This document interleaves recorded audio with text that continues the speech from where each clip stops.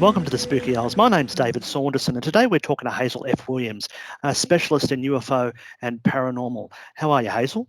I'm fine. Thank you very much, David. Absolutely fine. Thank you for having me on your show. Thank you for joining us. Now, Hazel's been specialising in UFOs and paranormal research for over 20 years, and she's based in Camden here in London, and she works with Spectrum Paranormal Investigations. Now, well, I should say she works with them. She founded it. Hazel, can you? I'm very interested because I've watched, I've looked at a whole lot of stuff online about you, and you talk a lot about how Spectrum Paranormal Investigations came about, and it's probably a little bit more unusual than most people's stories. Is that fair to say? Yes, it is, David. I mean, for me, going back from my early life, I used to have a lot of disturbing dreams, nightmares. Typical things that you have when you're a child. But these nightmares were, I wasn't able to put the pieces together, not until later on in life. But I would notice I'd dream about like a train crash or something, or a plane crash, and then a day later, in the papers or on the news, and I'd be, I never thought too much of it. I was like, oh, I had a dream about that. Kept my mouth shut, just carried on living my life, growing up, doing whatever. But then later on in life, those dreams became more prominent, and when they came back with an impact, because I began to see events that would not only change my life but change humanity's life in the direction and the way that people see things. And I know it sounds absurd, but I mean, you can only go by what I tell you what happened in my dreams. And one of them was the passing of Diana. Well, that's what I put it down to. The dream basically was, I was in Paris. I could see the whole of the Paris skyline, and I'm going to speed it up, so I'll give you the short version. And basically, I see this black car go into an underpass, and the underpass collapsed on top of the car, and then the number 3 rose in black. And then the date, August 31st, September the 1st, came together above the in cloud formation above the underpass, and then there was this just god awful earthquake, and the whole of Paris was shaking. And then the word San Francisco appeared, and I thought, this is really weird. All right, so I woke up and I was like, oh my god, because it was so real. And it wasn't until the event, and believe it or not, it wasn't actually even until the day of the funeral, when I was watching the TV, and I saw a young girl standing at the gates as they brought the carriage out of Kensington Palace, and on her T-shirt it said San Francisco, and it was in all the papers. And when I see that young girl with San Francisco written on her T-shirt, it was like bang, bang, bang, bang, bang. Everything hit me at once. I was like, oh my god, the number 3 and this and that. And then what happened after that was another dream that I had, which was the assassination of Yitzhak Rabin. And I put it to that because I was in Israel. I see the Israeli flag, and I'm standing there, and I was someone important, and I was walking into this car, and someone came behind me and shot me in the back 3 times, and I fell to the floor.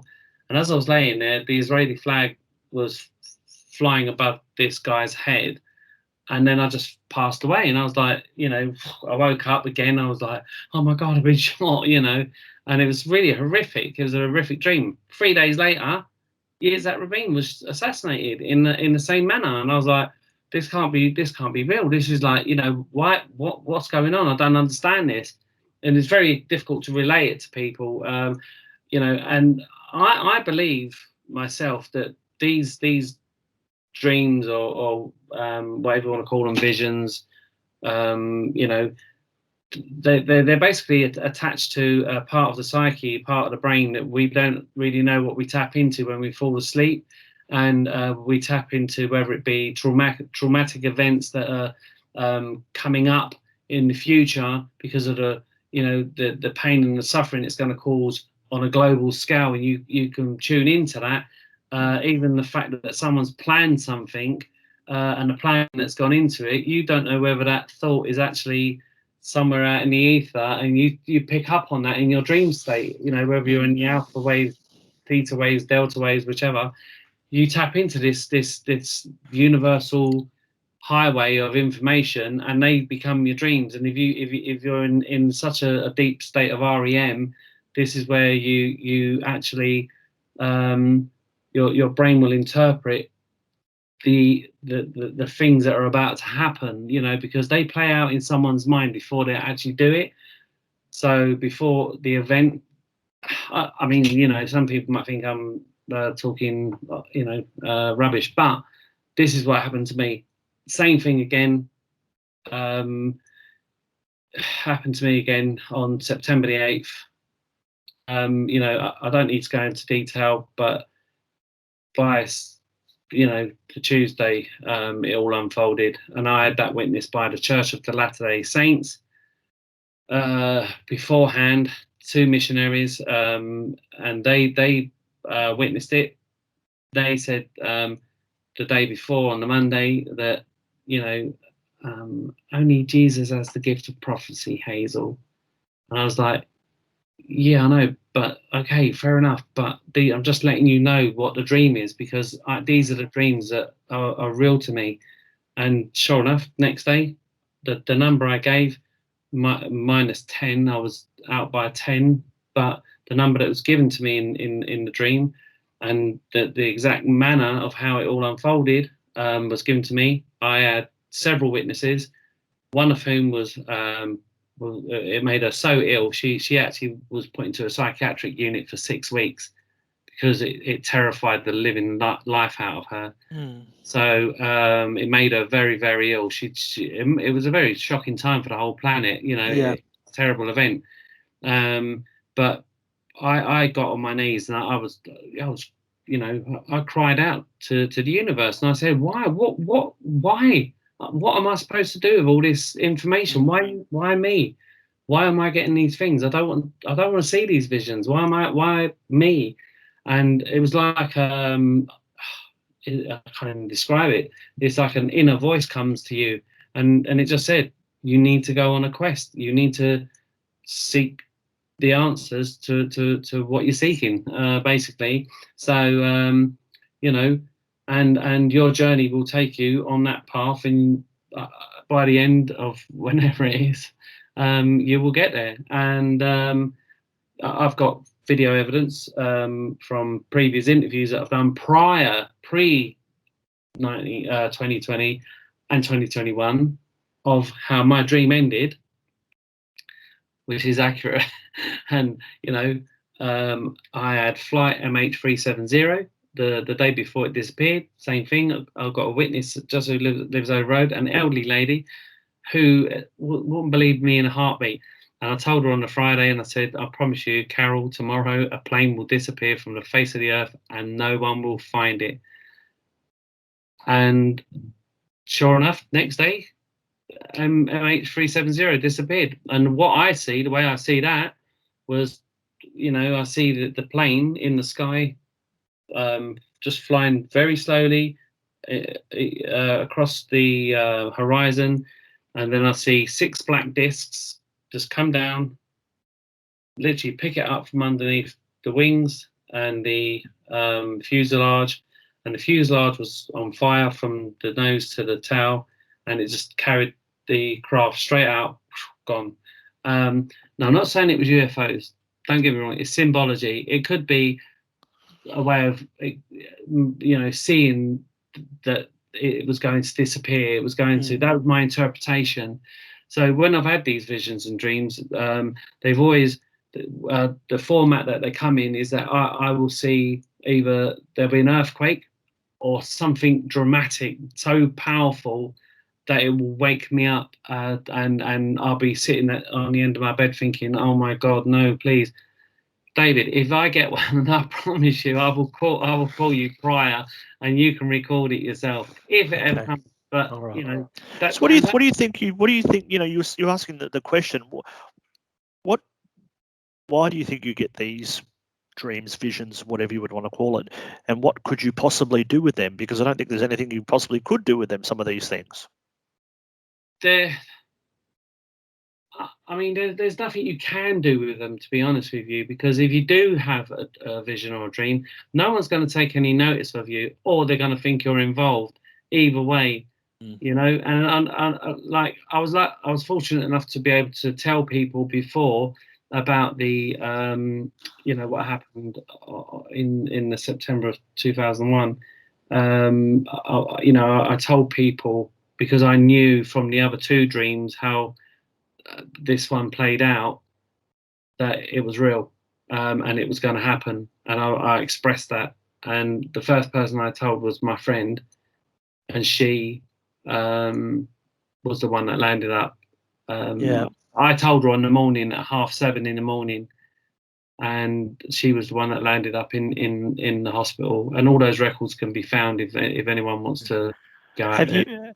Have you ever sort of had dreams? I mean, these are really the biggest things on the planet, basically, that you're dreaming of.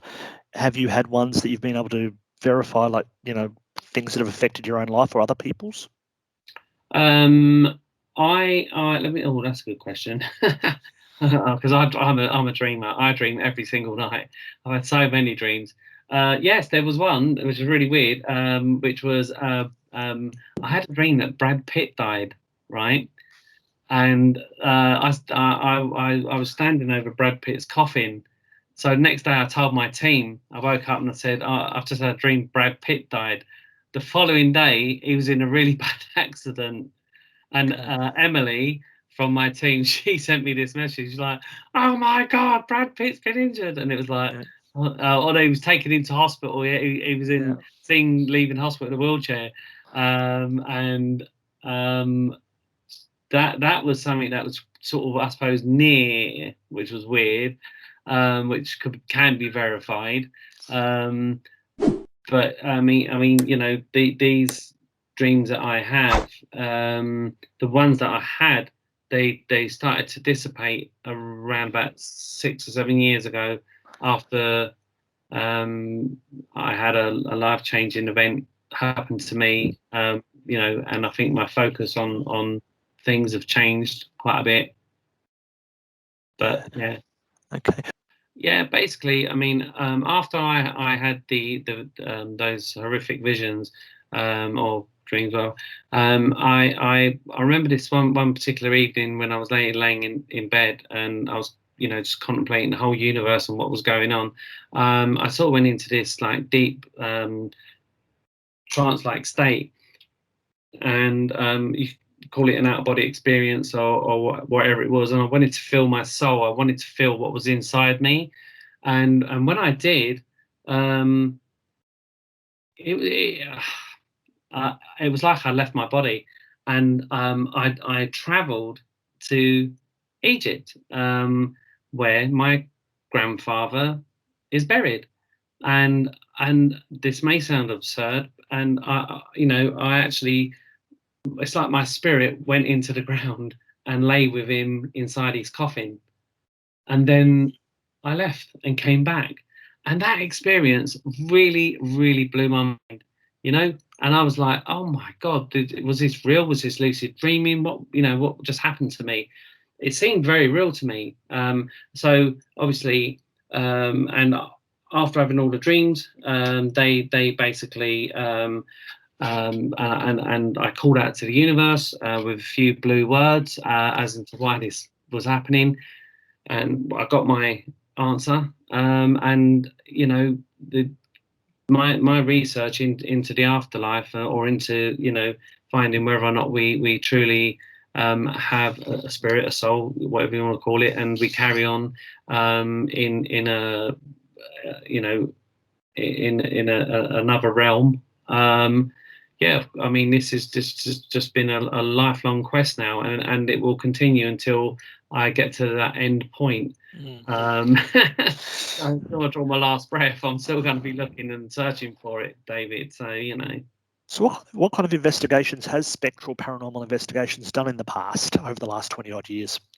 Well, Spectrum have investigated many. We've done many house investigations, helping members of the public with their spiritual problems. People that have had,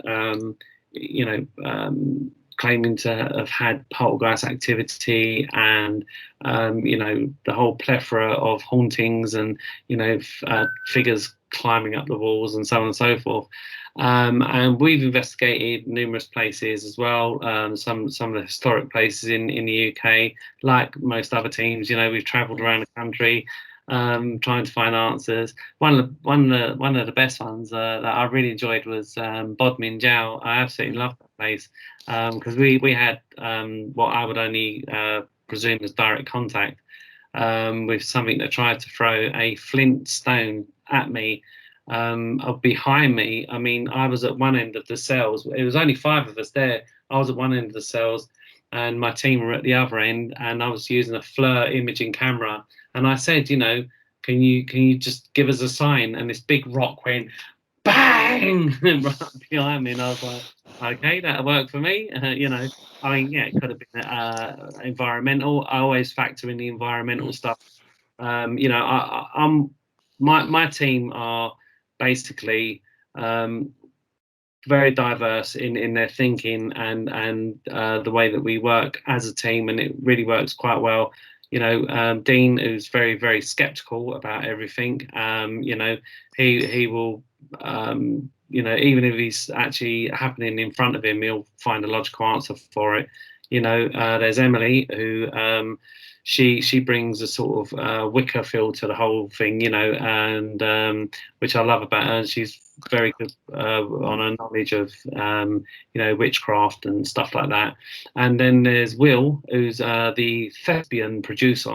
I love him dearly. He's a new member of the team, and but he brings such a great energy. He's a young guy, but his enthusiasm it's like this massive spark of energy that's just come into an old team of old gears, and he's just come along. He's like his mad fireball, and he brings great energy, and it works. So it's quite a diverse team.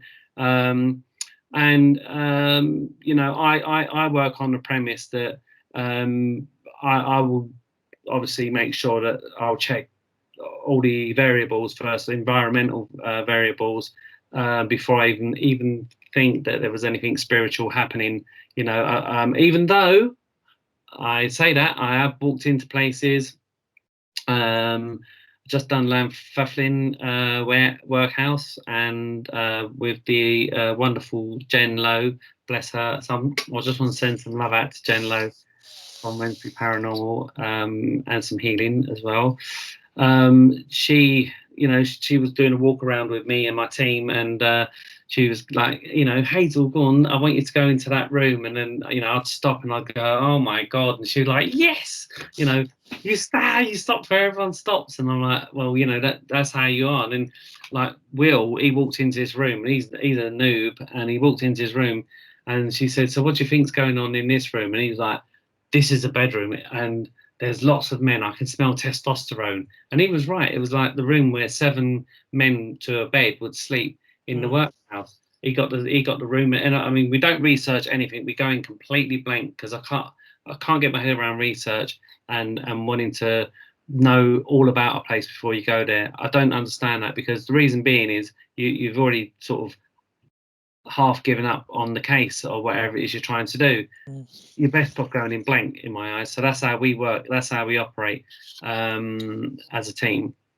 Okay. Well, I found it interesting before where you said you did a lot of, I don't want to use the word house clearings, but you did, you did investigations in houses, which I actually think is a very, very interesting thing, because I mean, a lot of people have probably done Bodmin Jail before, but I'm imagining you've probably been in houses here in London that have never been investigated.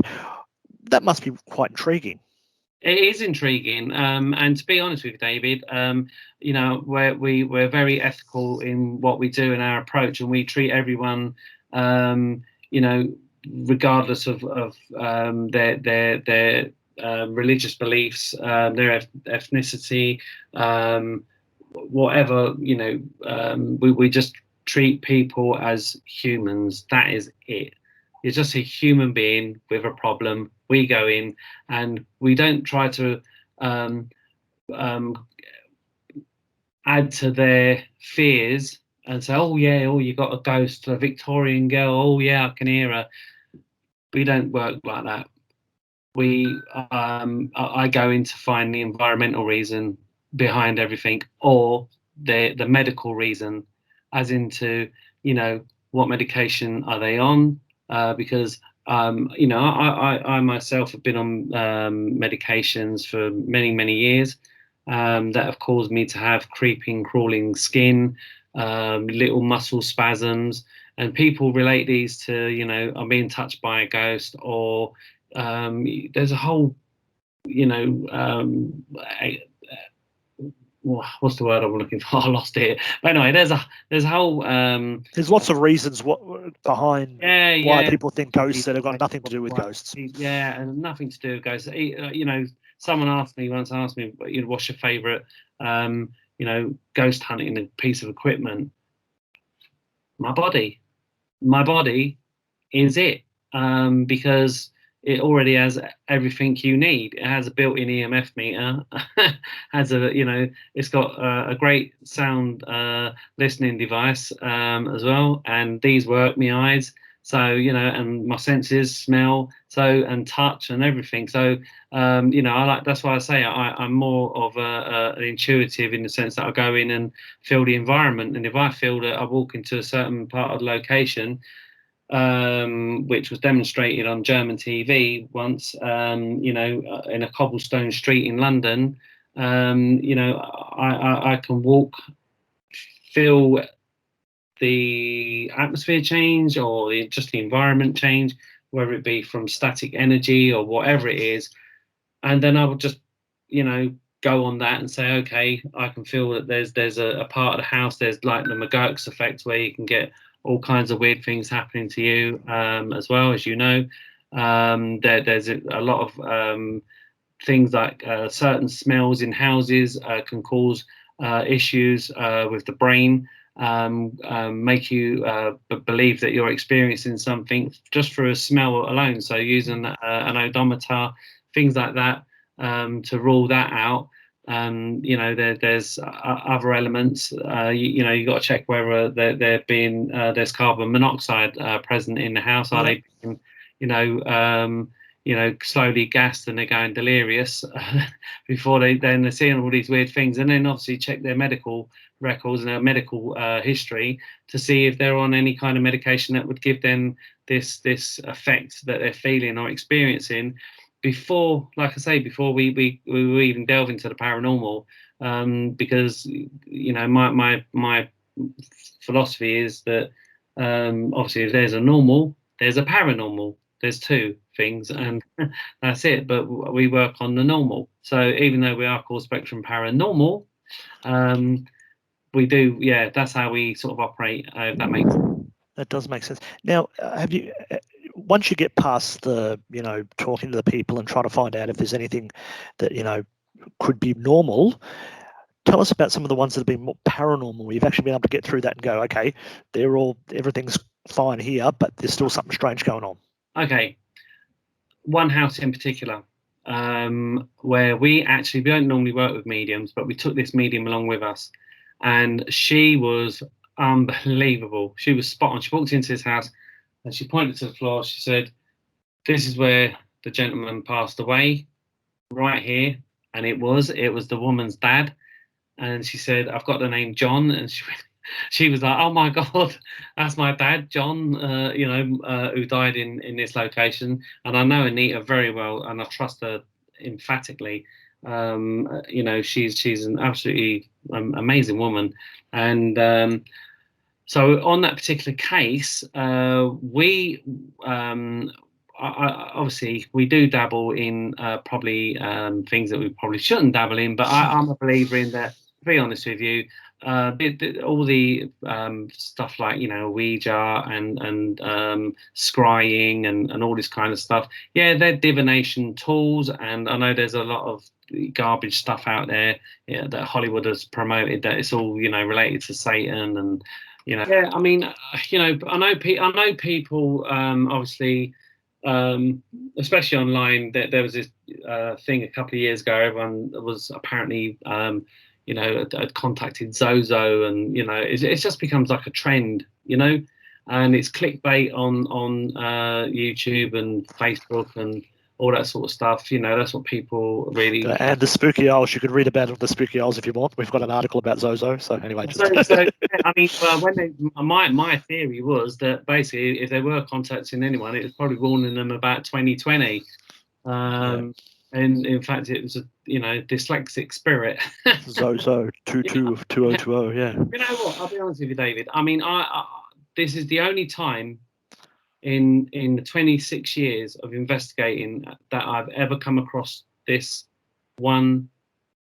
Sorry, twice, but this one in particular was a, you know, I always do a ritual where I basically make sure everyone puts talcum powder on their hands to alleviate any tackiness, any stickiness, and they only use their fingernails only on the planchette, no fingers, just fingernails only, just to rule out ideomotor effect or anything like that.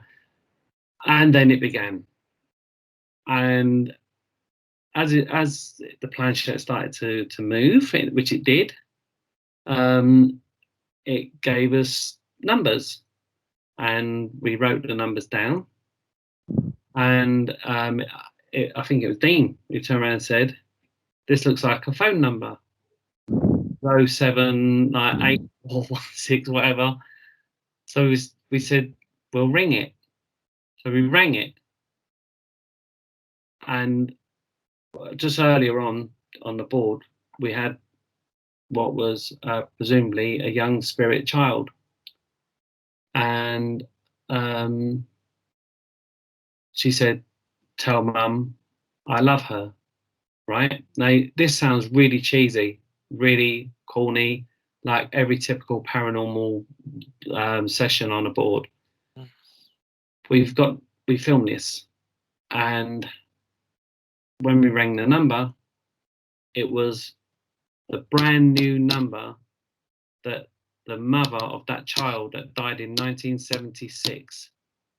It was her new number that she'd only got on the day before. And the daughter and the son, who was there in the house, didn't even know the mum's new number. Mm-hmm. Explain that. Because if you can, yeah. I'll give up. I'll give up what I'm doing right now and not bother, because it happened. It was real. It was witnessed, and I can't get. That was the only time in all those years. You know, most people that we've been to see, sadly, 9 times out of 10, we do find that they have some psychological issues themselves. They are on very strong medication for, you know, antidepressants and so on and so forth. So it's difficult to take what they say on that alone as evidence of what they're witnessing, especially when we've obviously checked the house for all the different variants. There's been a couple that we've had that I would say are pretty near the mark, and that was one of them that really stands out. Always has done when we talk about anything. The team always refer back to that moment. I can imagine. But yeah, very. That was fun. Yeah, you were talking about a few methods that you use when you're doing investigations. Where did you some of these things? Because I mean, who have been some of your sort of I was going to say inspirations, but some of the people that maybe influenced you over the years in terms of paranormal research? Well, when I first started in paranormal research, one of the influences was, and I was very very lucky to know him and get to know him personally, was Maurice Grosse from the Enfield Poltergeist case, which I'm sure everyone knows.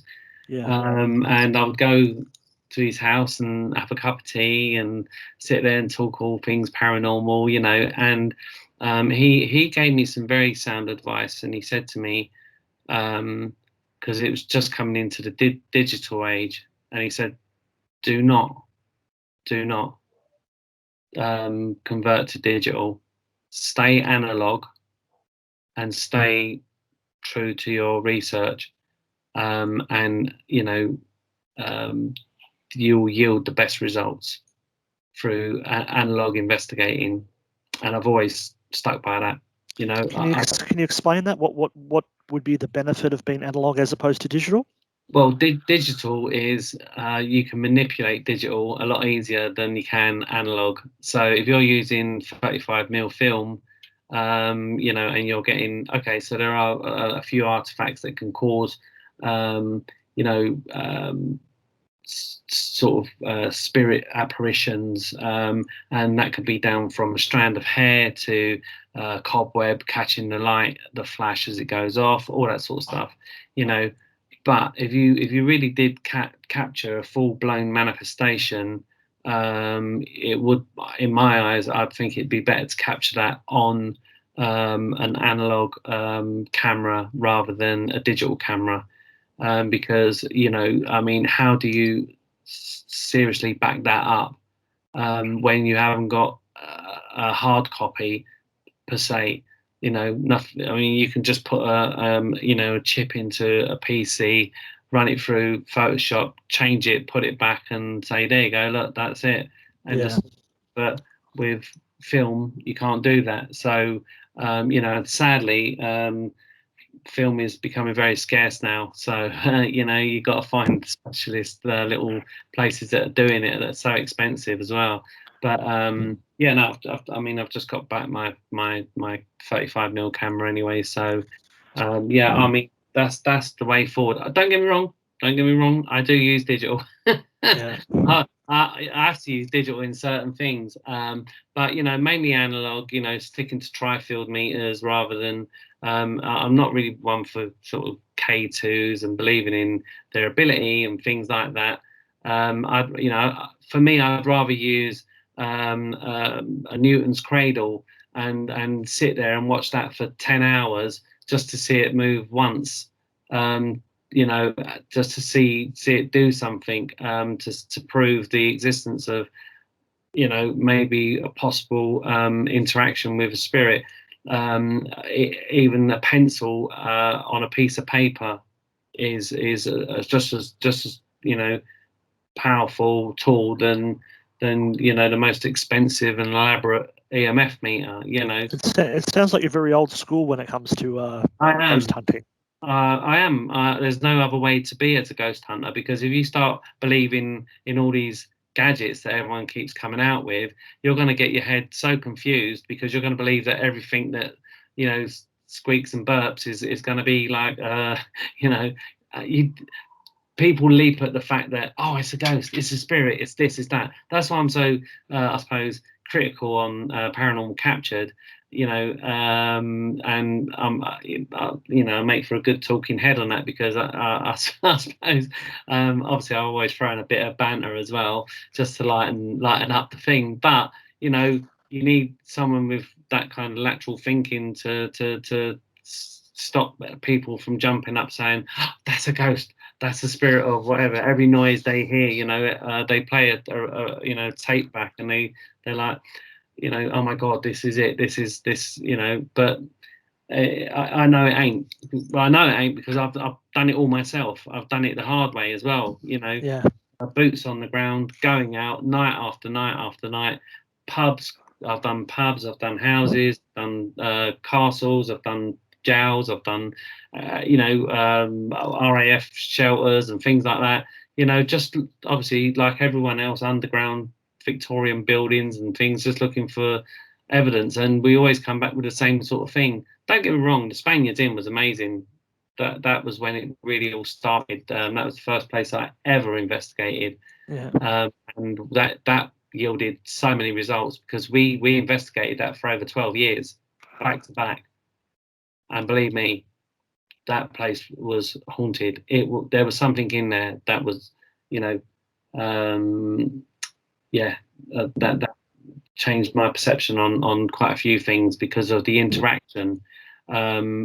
One such incident was the Francesco Pereiro incident, where I was calling upon the names of past residents that had been past people that had frequented the pub, including Dick Turpin, one of them, and Keats and people like that. And I got to Francesco Pereiro, and a walkie-talkie on the bar just went like that, and I was like, oh my god. So I was like, all right, okay. So I went, okay, if that's you, I said, do it again, right? So I thought, just see what happens. And then the walkie-talkie on my hip went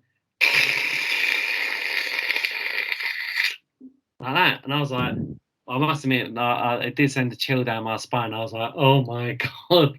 So you would think nothing of that, maybe. I think, okay, it could be a minicab going past at the same time. But a year later, just 4 days out, I was there again, and I was doing this tumbling glass session on one of the tables, just to see if we can get anything. And it was pretty flat. And I left a walkie-talkie on the bar, and I sat there and I said, okay, that's the end of the night, blah blah blah. And I said, but if there are any spirits left, any spirits, make that walkie-talkie go off on the bar. And it went like that at 3 a.m. That was a fantastic thing for me, to have that moment. I was like, oh my god, it's done it again. But that was like a year later. I mean, we got quite a few good pieces of evidence out of that place, I must say. I think, Hazel, we could probably talk for hours, because I mean, you've just hit on one place. I've been to the Spaniards Inn. I love that place because it's just a wonderful pub, whether it's haunted or not.